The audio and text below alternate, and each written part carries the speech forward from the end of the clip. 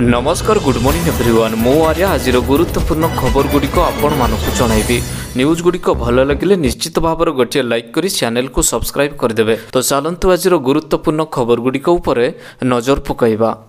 तेबे बंगोपसागर में सृष्टि है लघुचाप आज 3 दिन पर्यंत 26 जिले में नॉनस्टॉप छेचिब वर्षा।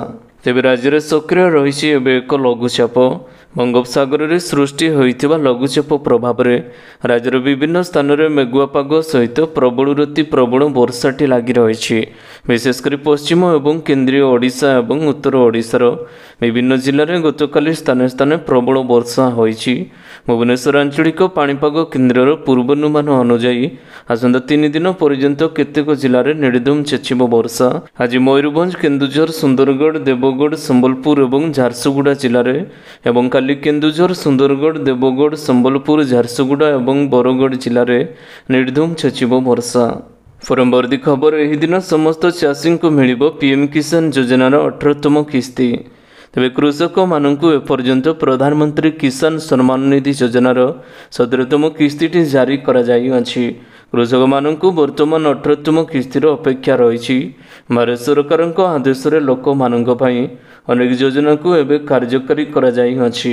ସେହି योजना मध्य पीएम किसान योजना होउछि अन्यतम। तेबे खूब शीघ्र समस्त चाषी मानू 18तम किस्ती मिलवाक जाउछि। 18तम किस्ती को अपेक्षा करी रहिसेंति समस्त चाषी, जहाँकि अक्टोबर मासरे मिलिबो बोली कन्फर्म होइछि। परवर्ती खबर एवं समस्त कर्मचारी मानू मिलिबो 25,000 टंका। तेबे सप्तम वेतन कमिशन को प्रस्ताव लागू होगा पूर्व कर्मचारी संघ गुड़िक फिटमेंट फैक्टर को 3.68 रखा दाबी करिसेंति, किंतु सरकार यह 2.57 रखिथिले।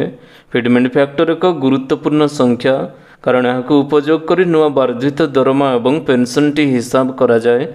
सप्तम वेतन कमिशन रे 2.57 फिटमेंट फैक्टर लागू होगा पर केंद्रीय कर्मचारी मानू सर्वनिम्न दरमा मासकू 18,000 टंका करा जाइथिला। तेबे कमिशन रे मात्र 7,000 टंका रहिथिला। सेहिपरि सर्वनिम्न पेंशन परिमाण मध्य 3,500 रु 9,000 टंका को वृद्धि करा जाइथिला। तेबे अष्टम वेतन लागू होगा पर समस्त कर्मचारी मानकर दरमा 25,000 टंका हेबा नै स्थिर करा जाइछि।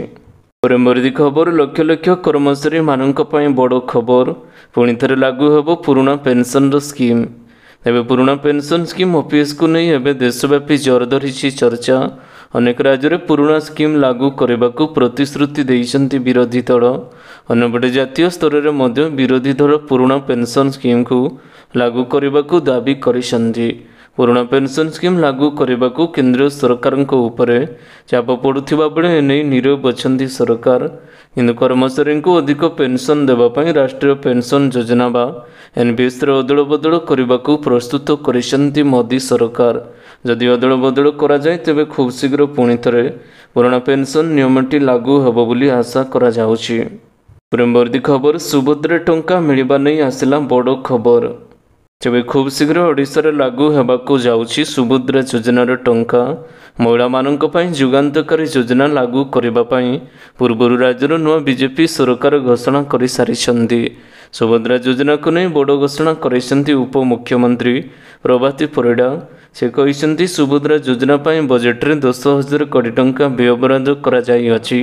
आ एही योजना रे योग्य महिला मानकू मिलिबो कैश भाउचर, जहाँफल आर्थिक भाव में स्वच्छल हेबे महिला। तेबे मतामत नियाजिबा परे सेप्टेम्बर 17 तारिख रे समस्त महिला मानकू 50,000 टंका दियाजिबो।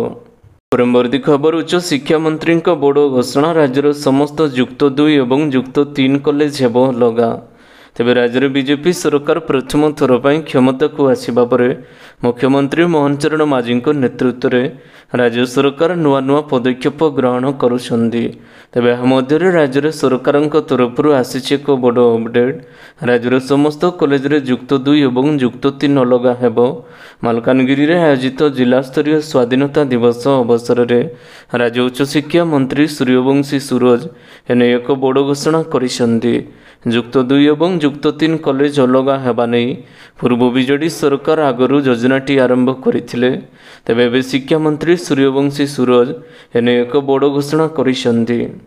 ପରବର୍ତ୍ତୀ ଖବର ବିନା ଲିଖିତ ପରୀକ୍ଷାରେ ସେଣ୍ଟ୍ରାଲ ବ୍ୟାଙ୍କରେ ନିଯୁକ୍ତିର ସୁଯୋଗ।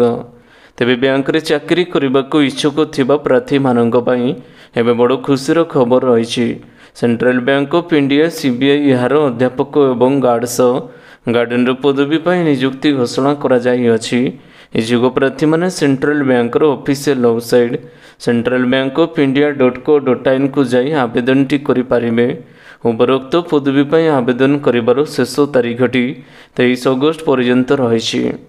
ପରବର୍ତ୍ତୀ ଖବର ପୋଷ୍ଟାଲର ଏହି ଯୋଜନାରେ ଆପଣଙ୍କ ଜରୁରୀ ସମୟରେ ମିଳିବ 16 ଲକ୍ଷ ଟଙ୍କା। ଏବେ ସରକାରଙ୍କ ଦ୍ୱାରା ଲାଗୁ ହେଲା ଏକ ନୂଆ ଯୋଜନା। ଏଣିକି ମାତ୍ର 10 ଟଙ୍କା ବିନିଯୋଗ କରି ମଧ୍ୟ ଆପଣ ପାଇପାରିବେ 16 ଲକ୍ଷ ଟଙ୍କା। ଏହି ଯୋଜନା ଅନୁସାରେ ଡାକଘରେ ଆପଣ ମାତ୍ର 10 ଟଙ୍କା ସଞ୍ଚୟ କରି ହୋଇପାରିବେ 16 ଲକ୍ଷ ଟଙ୍କାର ଅଧିକାରୀ।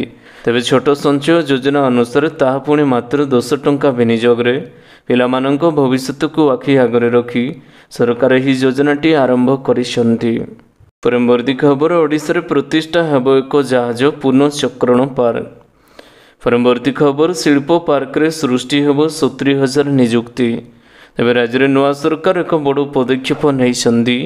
ରାଜ୍ୟରେ ସ୍ଥାପନ ହେବାକୁ ଯାଉଛି ଏକ ଗ୍ରୀନ୍ ସିପ୍ ରିସାଇକ୍ଲିଂ ଶିଳ୍ପ ପାର୍କ।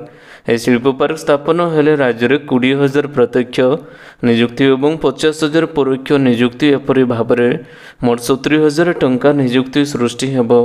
ଏହି ଜାହାଜ ପୁନଃଚକ୍ରଣ ପାର୍କ ସ୍ଥାପନ ନେଇ ନେପଚୁନ୍ସ ନାମକ ଏକ ଜାହାଜ କର୍ମଚାରୀମାନଙ୍କର ସଂସ୍ଥା ପକ୍ଷରୁ ରାଜ୍ୟ ସରକାରଙ୍କୁ ପ୍ରସ୍ତାବ ଦିଆଯାଇଅଛି। ସୂଚନା ମୁତାବକ ଏହି ପ୍ରସ୍ତାବ କାର୍ଯ୍ୟକାରୀ ହେଲେ ଓଡ଼ିଶାରେ ପୁରୁଣା ଜାହାଜ ଭଙ୍ଗାଯାଇ ତା'ର ପୁନଃଚକ୍ରଣ କରାଯିବ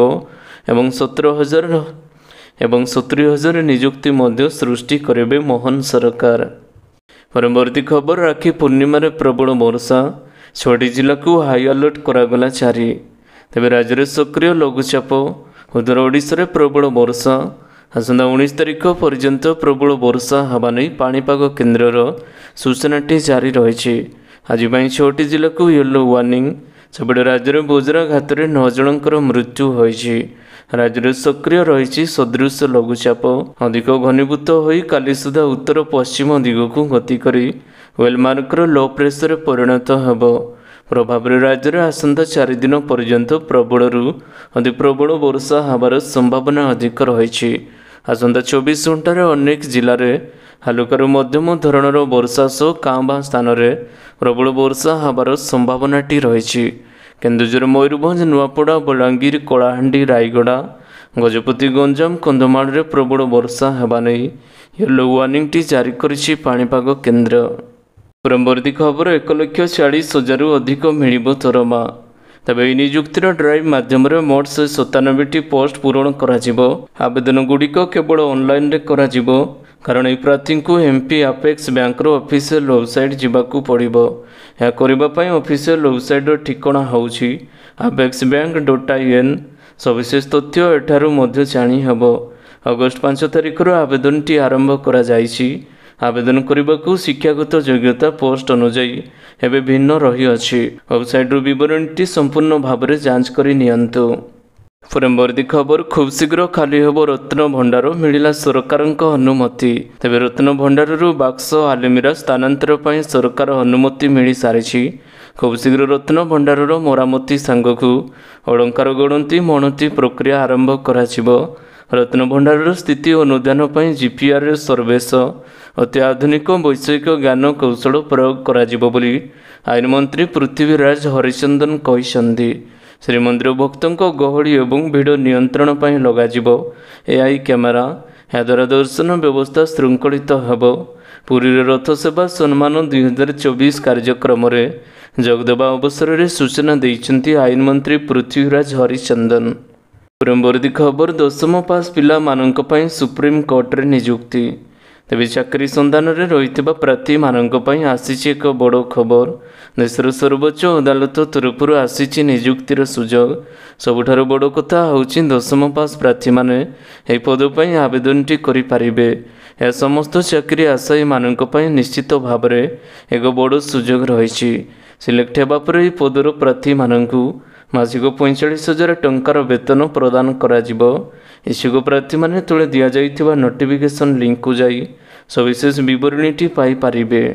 परवर्ती खबर राखी पूर्णिमार आसला सुनार नुआ दर।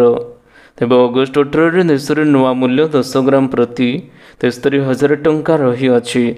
राजधानी दिल्ली में 24 कैरेट सुनार मूल्य 10 ग्राम पिछा 72,920 टंका रही। रूपा किलोग्राम पिछा 86,000 टंकार पहुँची अछि। आज भारत में 22 कैरेट 10 ग्राम सुनार मूल्य 65,650 टंका रही। परवर्ती खबर राज्यर विभिन्न स्थान में वज्रपात 6 जनकर मृत्यु। तेज काली राज्य में 5टी जिले में वज्रपात घटी 6 जनकर मृत्यु होता बेले किसी लोक आहत होती। मुख्यमंत्री मोहन चरण माझी यह घटनार गभीर दुख प्रकाश करने सह परिवार प्रति संवेदना प्रकाश करिसेंति। प्राप्त सूचना अनुसार वर्तमान सुधा केन्द्रापड़ा जिले में 2 जन व्यक्तिंकर मृत्यु घटी बेले बालेश्वर भद्रक जाजपुर और सुवर्णपुर जिले में जड़े लेखाएं व्यक्तिंकर मृत्यु होइछि। तेबे मृत्यु खबर को नहीं 4 लाख टंका लेखाएं मुख्यमंत्री मोहन चरण माझी सहायता घोषणा करिसेंति। परवर्ती खबर राज्य पेट्रोल और डीजेल दर छाणी नियंतु। तेबे आज सारा देश में पेट्रोल और डीजेल नुआ मूल्यटी प्रकाश पाई।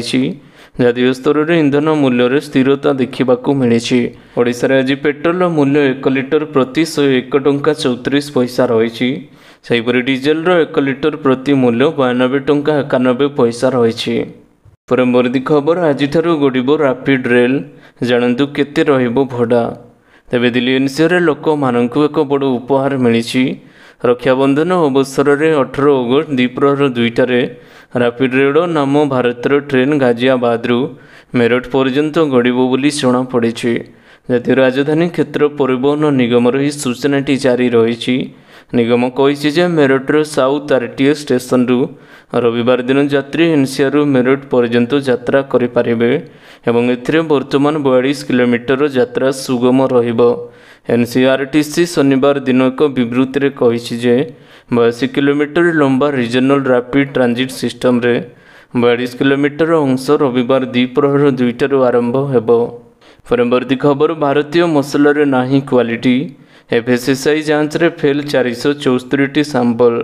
तेबे भारतीय मसला कंपानी गुड़िक गत किछि दिन समय पाई सारा विश्व में समस्यार सम्मुखीन होउछि।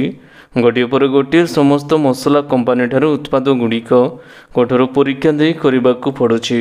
ए मामला हांगकांग आरंभ होइतिला। वर्तमान विश्वर अनेक देश में भारतीय मसला कंपानी विरोध में जांच चली अछि। तेबे आशा करुछि आजर गुरुत्वपूर्ण खबर गुड़िक आपण मानकु निश्चित भाव में भल लगिथिबो। जदि भल लगी थाए वीडियो को गोटे लाइक करंतु एवं चैनल को सब्सक्राइब करबा पई बिल्कुल भी भूलंतु नाही। आपनको भल पाइबा शुरू वीडियो को शेयर करदेवे। पुणी देखा हब लेटेस्ट अपडेट रे। सेते बड़ पर्यंत विदाय नौछि। वंदे मातरम। Take care. Bye bye.